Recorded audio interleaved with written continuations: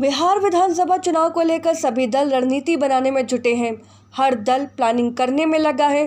खासकर महागठबंधन में seat sharing और सीएम कैंडिडेट को लेकर अब तक हिसाब किताब फंसा हुआ ही है।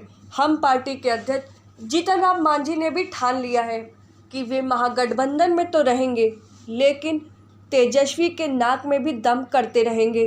महागठबंधन में समन्वय समिति का मुद्दा उठाने वाली हिंदुस्तानी अवाम मोर्चा सुप्रीमो जीतन राम मांझी की मांग भले ही अब तक पूरी नहीं हुई, लेकिन उन्होंने अपने दम पर चुनाव की तैयारी शुरू कर दी है। भारतीय जनता पार्टी व जनता दल यूनाइटेड की तर्ज पर मांझी भी अब वर्चुअल रैली के जरिए पार्टी नेताओं से रूबरू हो रहे हैं।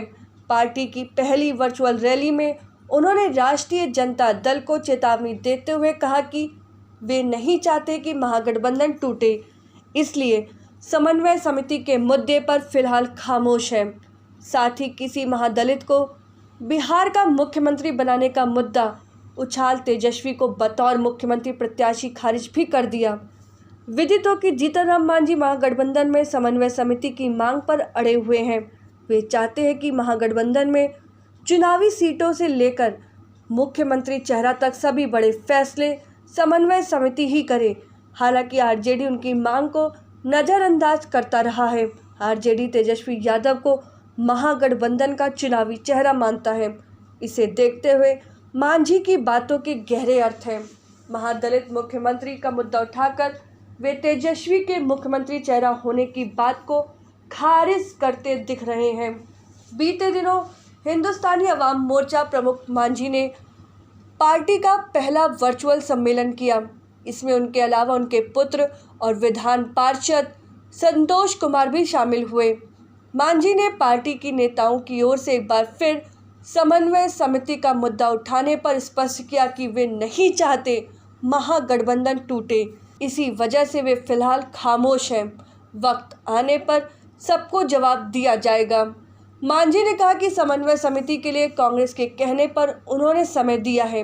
उम्मीद है आरजेडी को सद्बुद्धि आ जाएगी। जहां तक उनकी बात है, वे अपनी ओर से महागठबंधन को बचाने का पूरा प्रयास करेंगे। कार्यकर्ताओं से संवाद के दौरान जीतन राम मांझी ने कहा कि उन्हें बिहार में महादलित के बेटे को मुख्यमंत्री बनाने के लिए कड़ी मेहनत करनी होगी। कहा कि अगर बिहार का मुख्यमंत्री कोई महादलित बनता है तो इस समाज का बेहतर कल्याण होगा। अन्य नेता तो केवल महादलितों के वोट लेना जानते हैं। मांझी ने कोरोना काल में चुनाव की कवायद पर भी अपनी राय रखी।